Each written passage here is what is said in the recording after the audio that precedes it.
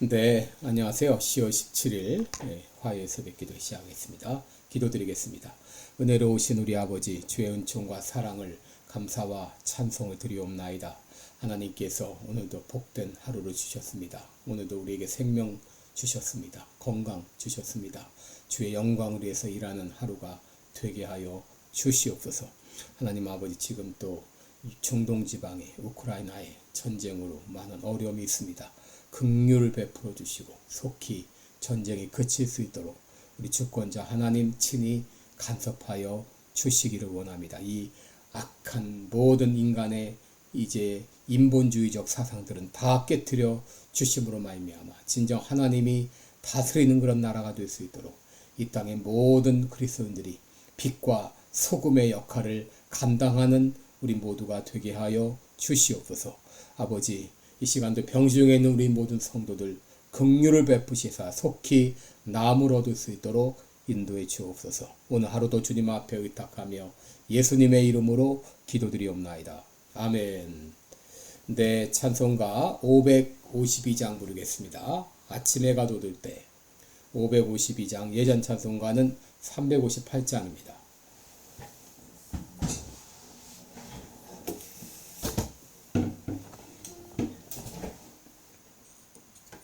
552장입니다. 아침에 가도들 때.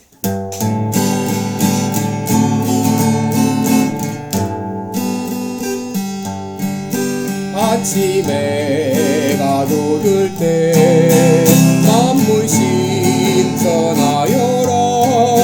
나도 세상 지낼 때 햇빛 되게 하소서. 주여 나를 도우사 세월호 안고서 어두운 세상 지낼 때 햇빛 되게 하소서. 새로운 광음을 보람있게 보내고 주의 일을 행할 때 햇빛 되게 하소서. 주여 나를 도우사 세월호 안고서 어두운 세상 지낼 때 햇빛 되게 하소서. 한 번 가고 안 오는 다른 관문 지날 때 귀한 시간 맞춰서 햇빛 되게 하소서. 주여 나를 도우사 세월호 안고서 어두운 세상 지낼 때 햇빛 되게 하소서.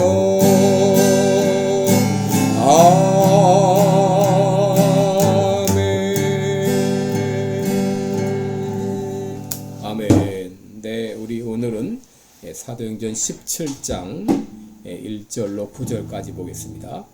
사도행전 17장 1절로 9절까지 제가 봉독해 드립니다. 저희가 암비볼리와 아볼로니아로 다녀가 데살로니가에 이르니 거기 유대인의 회당이 있는지라. 바울이 자기의 규례대로 저희에게로 들어가서 새 안식일에 성경을 가지고 강론하며 뜻을 풀어 그리스도가 해를 받고 죽은 자 가운데서 다시 살아야 할 것을 증명하고 이르되 내가 너희에게 전하는 이 예수가 곧 그리스도라 하니 그 중에 어떤 사람 곧 경건한 헬라인의 큰 무리와 적지 않은 귀부인도 권함을 받고 바울과 실라를 쫓으나 그러나 유대인들은 시기하여 저자의 어떤 괴악한 사람들을 데리고 떼를 지어 성을 소동케 하여 야손의 집에 달려들어 저희를 백성에게 끌어내려고 찾았으나 발견치 못하며 야손과 및 형제를 끌고 읍장들 앞에 가서 소리질러 가로되 천하를 어지럽게 하던 이 사람들이 여기도 이름에 야손이 들였도다. 이 사람들이 다 가이사의 명을 거역하여 말하되 다른 임금 곧 예수로 하는 이가 있다 하더이다 하니 무리와 읍장들이 이 말을 듣고 소동하여 야손과 그 나머지 사람들에게 볼을 받고 놓으니라. 아멘. 네, 우리 오늘은 소동을 일으키는 사람들 이런 제목으로 함께 말씀을 나누겠습니다. 여러분, 그리스도인들은 어떤 존재인가?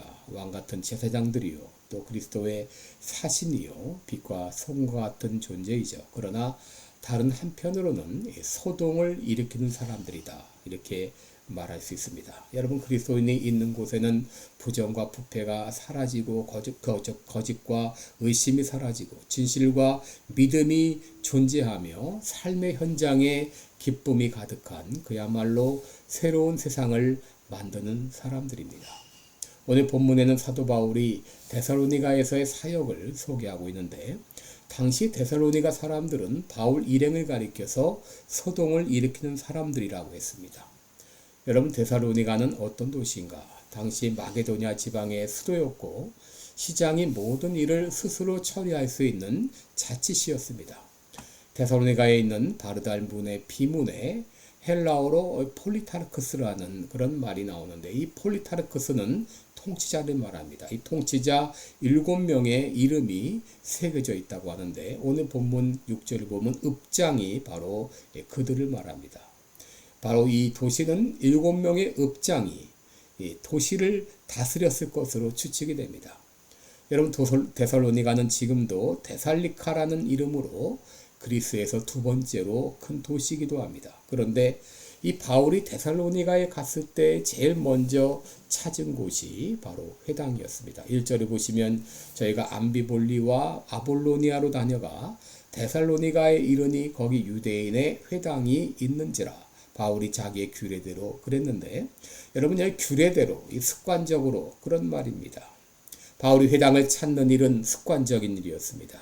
데살로니가에 갔을 때도 그는 회당을 찾았고 회당에서 성경을 강해하면서 복음을 전했습니다. 2절에 보시면 바울이 자기의 규례대로 저희에게로 들어가서 새 안식일에 성경을 가지고 강론하며 라고 말합니다. 여러분, 여기 새 안식일이라고 하는 것은 3번의 안식일을 말합니다. 이것으로 보아서 바울 일행은 데살로니가에 3주 정도 머물렀던 것으로 우리는 추정할 수 있죠. 그러면 이 바울이 회당에서 강해했던 내용이 무엇입니까? 3절을 보시면 뜻을 풀어 그리스도가 해를 받고 죽은 자 가운데서 다시 살아야 할 것을 증명하고 이르되 내가 너에게 전하는 이 예수가 곧 그리스도라, 이렇게 전했습니다. 사도 바울의 강론의 중심은 바로 예수 그리스도의 죽음과 부활이었습니다. 바울은 이때 이사야서를 강의한 것으로 보여지는데, 당신들이 믿고 있는 이 구약 성경에서 바로 메시아의 죽음과 부활이 예언되어 있다. 예수님은 바로 그 성경대로 이 땅에 오셔서 피 흘려 죽으셨다가 다시 살아나셨다. 바로 이분이 너희들이 그렇게 기다려왔던 메시아다 하면서 강해를 한 것이죠. 이렇게 강론을 했을 때 많은 사람들이 바울이 전한 복음을 받아들였습니다. 4절에 보시면 그 중에 어떤 사람 곧 경건한 헬라인의 큰 무리와 적지 않은 귀부인도 권함을 받고 바울과 실라를 좇으나 라고 말했습니다. 여러분, 여기 경건한 헬라인은 헬라인으로서 유대교에 입교한 사람들을 말하고, 귀부인들은 유대인 기부인들로 보여주는데, 이들이 바울의 이 강해 설교를 듣고 기독교에 입문했고 바로 이들로 인하여서 데살로니가에 교회가 세워지게 된 것이죠.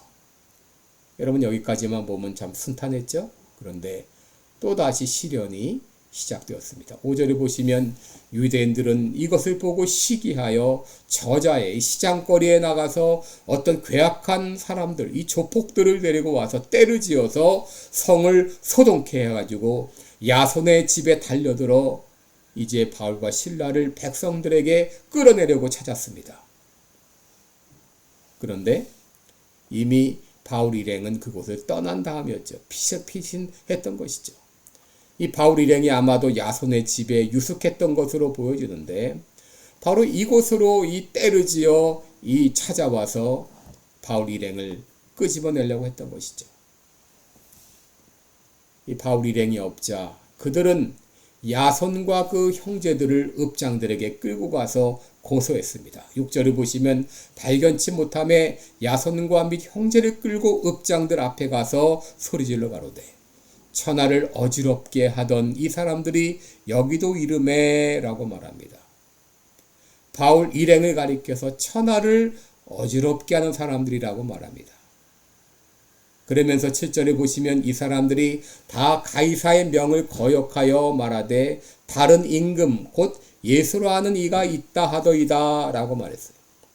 바울 일행을 천하를 어지럽게 하는 국가 반란을 획책한 반란범으로 취급하고 고소한 것이죠. 여러분, 예나 지금이나 이 사탄의 계략은 동일합니다. 사단은 거짓의 압이기 때문에 거짓으로 사람들을 선동을 합니다. 8절에 보면 무리와 읍장들이 이 말을 듣고 소동했다 그러죠. 이런 사단의 계략은 거짓 선동을 통해서 소동을 일으키는 것이죠. 사람들을 끌어다가 때법으로 이 거짓 선동을 하는 것이죠. 사람들 몇몇 사람 돈을 주고 사고 그 사람들이 선동을 하면 다른 사람들은 영문도 모르고 자기도 모르게 군중 심리에 이끌려서 같이 맞장구 치게 되는 것이죠. 여러분, 이 방법이 예나 지금이나 동양이나 서양이나 동일합니다. 이렇게 사단이 선동을 하는 것이죠. 야손 일행은 일단 돈을 주고 풀려나긴 했지만 많이 고생했죠. 여러분, 여기서 우리가 주목해야 될 것이 뭐냐? 바울 일행을 가리켜 성을 소동케 하는 자라, 그리고 천하를 어지럽게 하는 자라, 그렇게 말을 했습니다. 여러분, 여기 이 천하를 어지럽게 한다, 이 말은 아나스타토 산테스 오이쿠네멘, 다시 말해서 세상을 뒤집어 엎는 것을 말합니다. 업사이드 다운 하는 걸 말합니다. 물론 이들은 바울 일행을 나쁜 의미로 국법을 어기고 반란을 일으킨다는 의미로 반란죄로 천하를 어지럽게 한다고 말했지만 실제로 바울 일행은 예수 그리스도로 말미암아 세상을 바꿔놓는 사람들이었죠.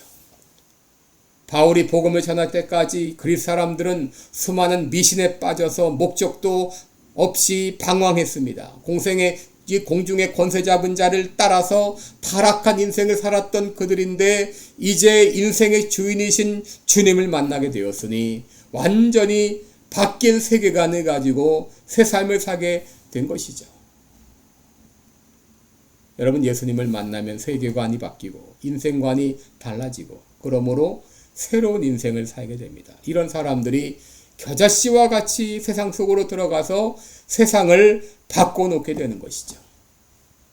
한국에 왔던 수많은 선교사들이 예수님을 만나고 바뀐 인생관과 가치관을 가지고 한국에 선교사로 와서 그들은 조선 사회를 바꾸고 대한민국을 바꾸는 사람들이 되었죠. 여러분, 이제 우리들도 바울 일행처럼 진정 예수님이 나의 주인이시라면 예수님으로 말미암아 세상을 바꿔놓는 사람들이 되어야 되겠습니다. 좋은 의미에서 세상을 어지럽게 하고 세상의 소동을 일으켜서 썩어가는 이 세상, 어두워져가는 이 세상, 우리는 빛과 소금의 역할을 감당함으로 세상을 바꿔놓는 우리들이 되고 우리 교회가 되어야 되겠습니다. 기도하겠습니다. 은혜로우신 우리 아버지, 사도 바울은 예수 그리스도를 말미암아 세상을 바꿔놓는 사람이 되었습니다. 우리도 예수님으로 말미암아 세계관이 바뀌고 가치관이 바뀜으로 말미암아 세상을 뒤집어 놓는 업사이드 다운하는 그런 세상을 바꾸는 우리들 되게 하여 주옵소서. 예수님의 이름으로 기도드리옵나이다. 아멘. 네, 고맙습니다. 오늘 하루도 복된 하루 되시기를 바랍니다. 우리 계속 기도하시기 바랍니다. 고맙습니다.